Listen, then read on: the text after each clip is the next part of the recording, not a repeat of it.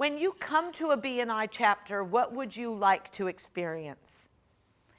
What Ivan Meisner's presentation gave us insight into was this one person's experience was great at the Century City chapter and was sad, pretty much, at the Hollywood chapter, Beverly Hills. Sad. They were left alone. So think about that when you are bringing someone in, and think about that click that he referred to. You will become very cliquey. You will know each other. You will party with each other. You'll go out and play golf. You'll go drinking. You'll dance a lot and do one-on-one meetings, and you'll know each other very well. And it has the risk of becoming cliquey. So be aware of the things that a visitor might want when they come. For example, would they want to know where they're coming? Should we send them a welcome email? Well, the great news is that the welcome email is already part of BNI Connect. So if you use BNI Connect to invite visitors or to have them register, you will actually already have that email prepared. Make sure that the words in that email match the requirements of your group. If you have parking available at a discounted rate over at the parking garage, then let them know that in that email. And talk to your director about what that email says and make sure it's accurate for you. Do they get a friendly welcome on arrival? See that table? That table's your reception table. And when people walk in, you're receiving them. Do they have a friendly face there, or is the person who's supposed to be there over here having a chat and getting a coffee and doing whatever?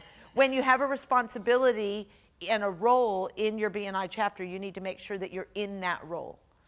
So never leave the reception desk blank, and always realize the reception people are tied there and cannot be taken away from there.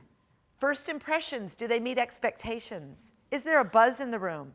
Let me explain very clearly how important your 6:30 arrival time is once you start to have visitors week and week and week and week.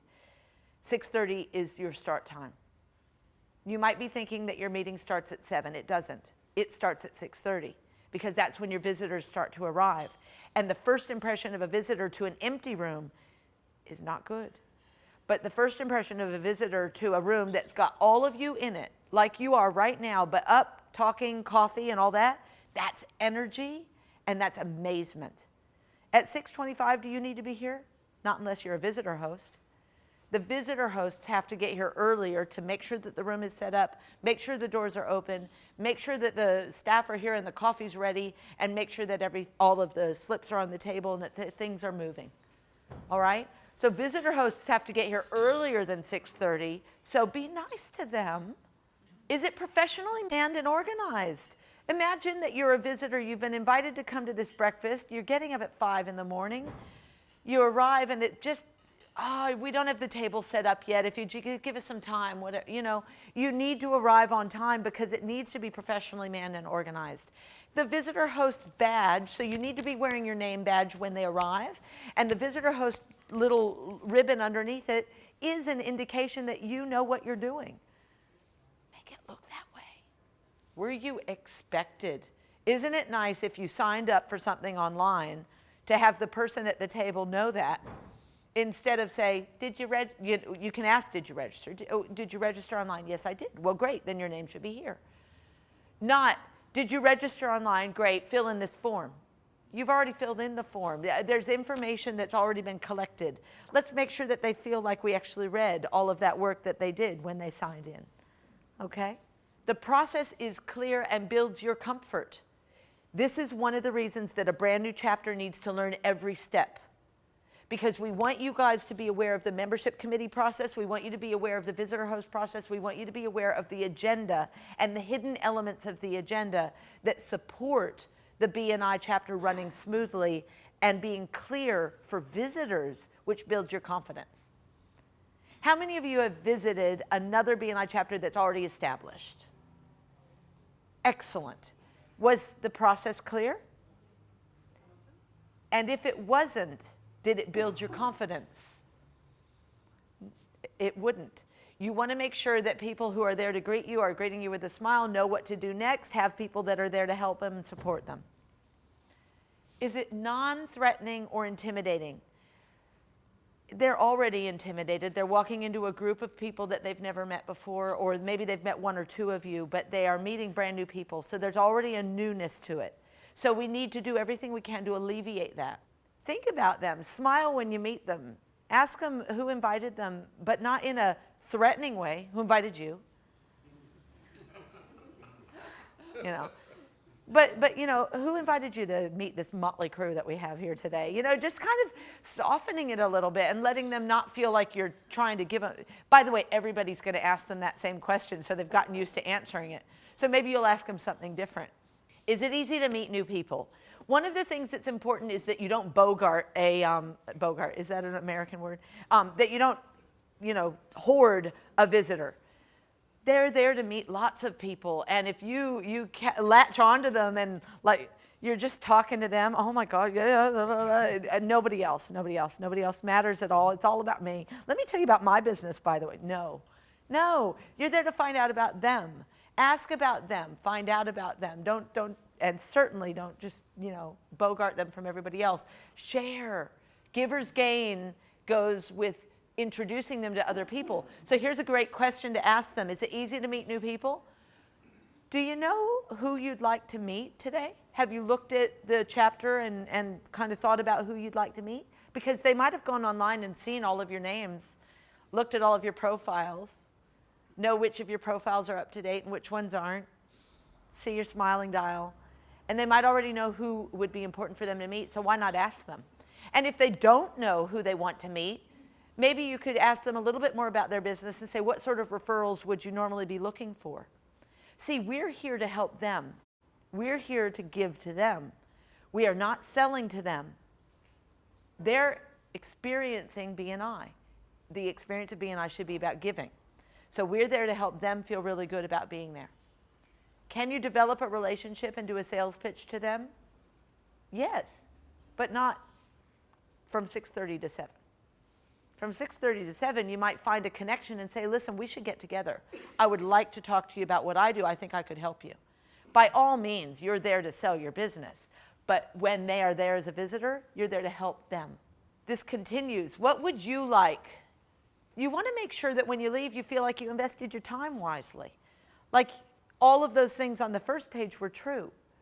So if you've invested your time wisely as a visitor, that means you got a lot out of it. So imagine if you invite a visitor. I've forgotten your name. Sven. So Sven invites a visitor, and that visitor comes. Now, he's had to talk that visitor into it 2 or 3 weeks in a row. And finally, the visitor gets here, and the visitor's well received, introduced to a few people, might get a referral or some interest from someone for some business, makes a connection with someone that they want to follow up on, and genuinely feels like they got a lot out of it. Good experience? Not embarrassed at any stage. They don't want to be embarrassed. Sven's friend, or maybe it's one of his best clients. You want Sven to feel very comfortable inviting his best client here because you're not going to embarrass them. They want to make sure that they're set up in a good mindset, right? So the whole thing about the agenda is explaining to the visitors what's going on. You guys know the agenda. You will anyway. You'll know it by heart. You'll be like, oh, Laura's going to bet. Oh, yeah, we're to that part. Oh, how much longer? No. It's a good mindset for the meeting. What Laura's doing is she's guiding people through the whole process, and mostly the visitors. As I said, the meeting is predominantly for the visitors. You don't want them to leave with unanswered queries. And if they are leaving with unanswered queries, you want to give them a process with which to get the answers that they need. You want to make sure they know the process for the next step. And the visitor experience should always include an orientation at the end. And we're going to train you on that today. What answers should we provide to them, and what is too much? Well, if they're asking heaps and heaps of questions, say, listen, if you put in an application form, we'll be happy to answer all of those for you, and we'll set up a special meeting for you. Now, if you don't want to put in an application until those questions are answered, do you have time after the meeting, and we'll go and have a sit down? They definitely don't want to feel sold to. And again, as Dr. Meisner said, we don't want to sell to them. We want to offer the experience of coming to this meeting and let them know that the next step to becoming a member is to fill in an application. But that's just the next step if that's what they want. Otherwise, thank you so much for coming. We've really enjoyed meeting you, and we hope that you've made connections that are going to help build your business and help you to grow. That's the attitude that you should have with visitors. Don't be disappointed when they don't join. And they should be clear on the expectations and the culture of the group. The expectations become clear as part of the agenda because we do talk about the CAT score, which is the Chapter Accountability Tracking Score. We do talk about the number of referrals we've passed. We've talked about the goals that we've set for the number of visitors that we've brought in. They're going to have exposure to the tracking systems that we use through the agenda. And that's a great thing. Don't think that we're opening the kimono in a bad way, but what we're doing is we're actually exposing them to the fact that we are tracking and reporting on measurable things. And so many networking groups are just there to pass business cards and waste people's time. By the way, now that you're a member of BNI, none of those networking events are a waste of your time anymore. Because what are they? Ample opportunity to invite visitors to your BNI chapter. Because when you go to those networking meetings that don't keep track of visitors and attendance and referrals and all of those other things, you are meeting desperate business owners that really want to grow their business and get referrals. So you can say, listen, I've got a great room. We meet every Thursday morning. I'd love for you to come and expose your business to our members. They would love to meet you. Why are they at the chamber meeting? Because they want to grow their business. Why will they come here? For the same reason. Do you feel that way already?